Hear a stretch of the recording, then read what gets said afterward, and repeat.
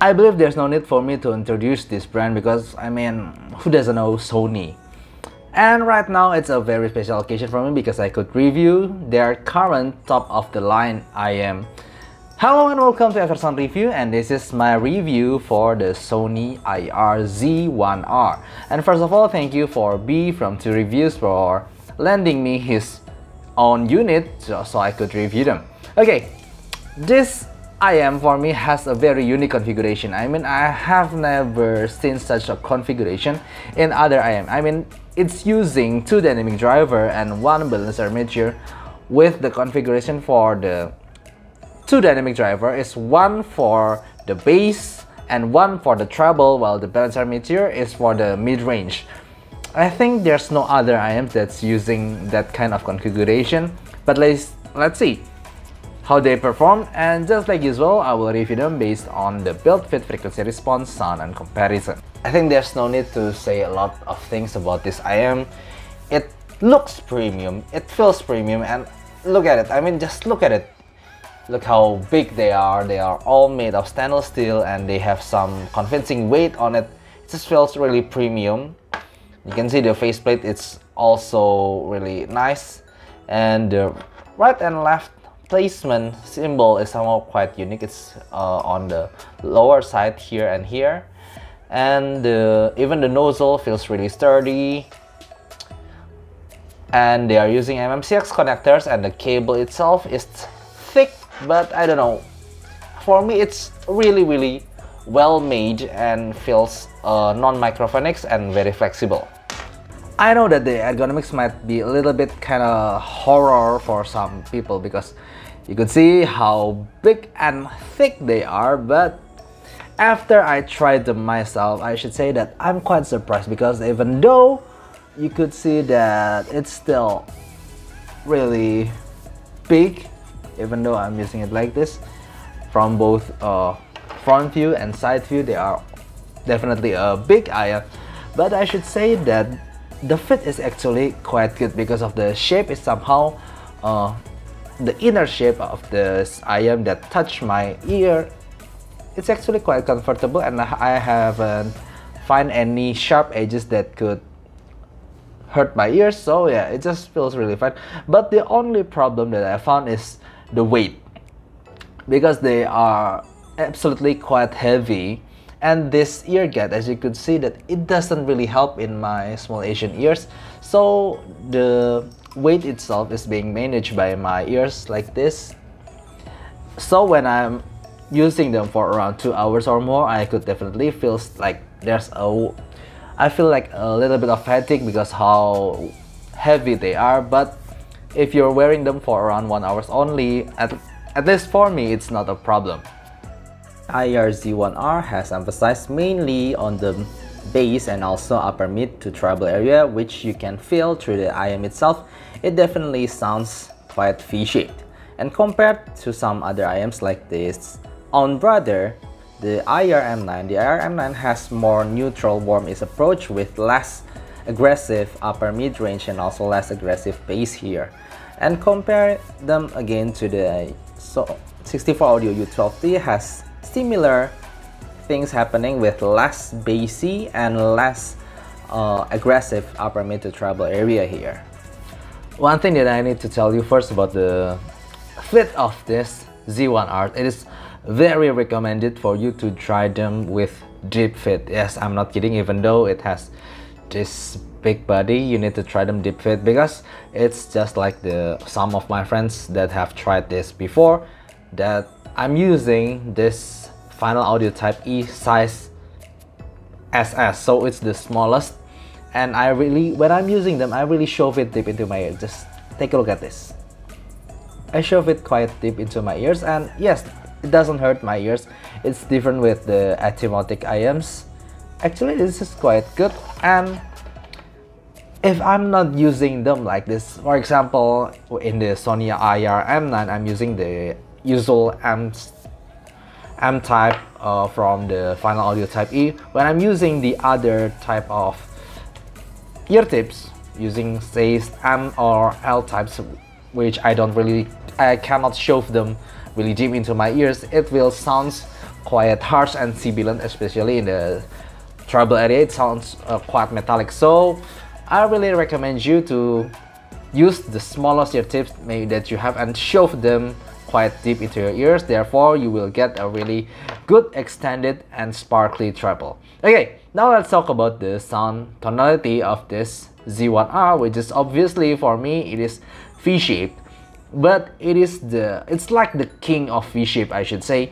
Not the most V-shape IM, but it's the best IM with V-shape signature that I've ever tried.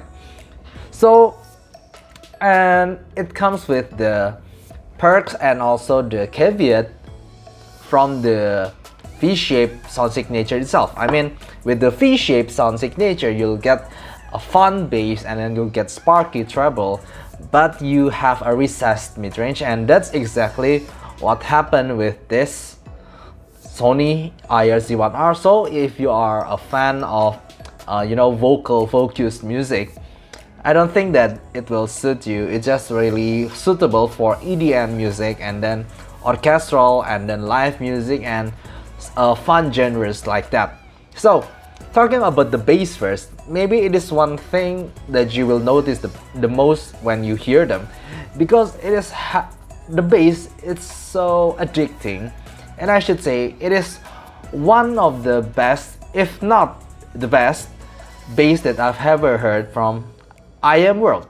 Yes, the bass is so authoritative. It could give this deep sub bass slam that you will hear from all kind of music. When you hear that bass kick, you will hear that sub bass slam that goes really deep and authoritative and fun at the same time. So in some songs, it's just like sometimes you get the vocal shift because of how the bass is good. You will hear and you will focus to the bass. The bass is just really good, and if you are a bass head, this might be an end game target for you, because that's just how good the bass is. It's good for EDMs, even for rock somehow. I'm not saying this is the fastest bass, but it somehow could satisfy my needs for rock music, even though the bass has this natural decay. And the vocal at this price point, I'm not saying the vocal is bad, but if we are talking about price, at this price point, this is maybe one of the worst mid-range maybe that I found. I mean, I have compared them with this, like the Qdc Anole VX and then the 64 Audio U12T, and even their own little brother, the Ier M9. For me, this mid-range is noticeably more recessed. It's taken a little back in positioning, and also the male vocal isn't as thick, as authoritative as I like it to be. And because of this V-shaped signature, when I'm hearing some vocal focused music, for example like Joyce Chu, I definitely want to hear more of that vocal, so I turn up the volume quite a bit. But what happens is definitely you get more bass and you get more treble, and that somehow could give a little of fatigue effect because it's just so energetic in the bass and the treble, but the vocal is not as forward as I'd like it to be. So again, the vocal, I wouldn't say it's bad, it's just not, it just feels like it's like an abandoned child compared to the bass and the treble, because for me the bass and treble are really excellent, but the mid-range I cannot help but think that I want more from the mid-range at this price point. And then the treble section, for me the treble is really brilliant. It's sparkling, it's extended, but it's still natural in timbre, and yeah, it's simply energetic and really dynamic. So for me, the tonality of this IM is really well suited for definitely fun types of music. But because of how dynamic this IM is, when I hear some music, for example like Keala Settle in This Is Me from the Greatest Showman soundtrack, I cannot help, when I'm hearing that album, the Greatest Showman album, a lot of music in their soundtrack has a really great dynamics, and sometimes because of how dynamics this IMs is, especially in the bass and treble area, I could feel a little bit of fatigue if I'm hearing them for more than 1 hour, because how energetic it is, because how you know, sometimes it kinda offensive it is, as I can't help but feels a little bit of fatigue when I'm hearing those kind of genre for a lot more than 1 hour. And then talking about the technicality, for me one thing that again that you will notice aside from the bass is the soundstage. And thanks to that, because of how big and immersive the soundstage is, I mean at this price point, I mean at around $1,700, I mean I think this is the largest soundstage that I've ever heard. And because of that big soundstage with very good depth, accompanied with that kind of slamming deep bass, I couldn't help but feels like when I'm hearing music through this Ier Z1R, for me it just feels like I'm in a theater, I'm in a movie, and then I'm hearing the song from quite far back in the row of the seat, and then I'm watching the movies. And sometimes it feels really great, it feels really good because you feel that majestic feeling when you hear them. It's just different from normal IM. Normal IM somehow feels much more smaller. It's just you're like a cramped in a smaller room, and when you hear them, it's just like you are teleported into a much bigger space, and just like in cinema or theater. So the soundstage is that good. But the separation and imaging level, actually for me I found the 64 U12T to be better. And even when it comes to imaging, I found the Ier M9 to be a little bit better at that.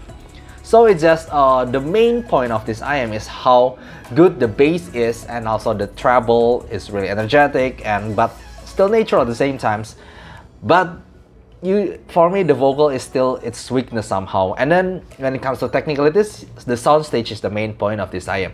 Now I'd like to compare them with this Sony Ier M9, which is actually its own little brother. They have $7 difference in price, but for me, the Z1R, even though it's the Sony's current top of the line IM, it's not an upgrade from this Ier M9. And in fact, I should say that honestly, personally, I like the Ier M9 more. Let me tell you why. First of all, it's because of the whole tonality of the Z1R is very energetic, it's very dynamic, but it sounds V-shaped at times that somehow could make my heads fatigue for using them for more than 2 hours. While this Ier M9 is much more calmer in nature and much more neutral, so I don't get that fatigue feeling that I do get from this Z1R. But if we're talking about the bass, it's just, for me, it's just different level. I'm not saying the M9 has weak and not good bass. I should say that the bass, when it comes to BA bass, it's one of the best that I've ever tried. But BA bass is, for me, is still not as good as dynamic bass. But in the dynamic bass world, for me, the Z1R is simply one of the best. So I hope you understand how big the difference is. It's just much more better. But when it comes to vocal, for me, like I said before, the Z1R is lacking intimacy in the vocal section, while this M9, even though I'm not saying it's very intimate in vocal, but it's much more balanced and much more forward in positioning, so I could still hear a vocal focused song much better in this M9. And the vocal for the male especially, I could hear more texture and more body to the so it's just simply more natural for my ears. When it comes to treble, I think they are both excellent, but the difference is, for me, the timbre of the IM, it's somehow simply better in this Z1R, because I think because of that dynamic timbre, I think. But sometimes it could be more piercing and more fatigue at the same time because of that energy you always hear. And then because of this the treble in these two IMs is actually quite similar when it comes to extension. At least that's what I heard when I'm hearing violent music like from Lindsey Stirling. But the Ier M9 is just much more calmer in tonal, so I could hear them for hours, even though I should say that some of the cymbal crash and more in treble section is more natural in this Z1R. And the funny thing is, when it comes to technicality, they are both monster for me. The soundstage, the Z1R is a soundstage monster. It's really big, huge, and with a lot of convincing depth.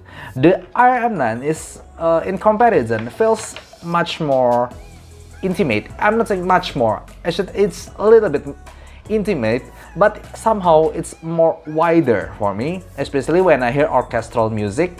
And somehow the imaging is really different from this Ier Z1R. It's as if I'm sitting in the movie theater and I'm sitting on the back of the row, and then I'm feeling like the speaker is in front of me from quite far away, while this Ier M9 is like I'm sitting in the middle of the theater and then the speaker is from all around me. And that's what happened when I'm here to Disney music and then orchestral music. I could feel that the instruments, where are they coming from, and from the separation of the instrument itself, where it's like I could hear percussion, it's next to the piano, and I hear violin next to it.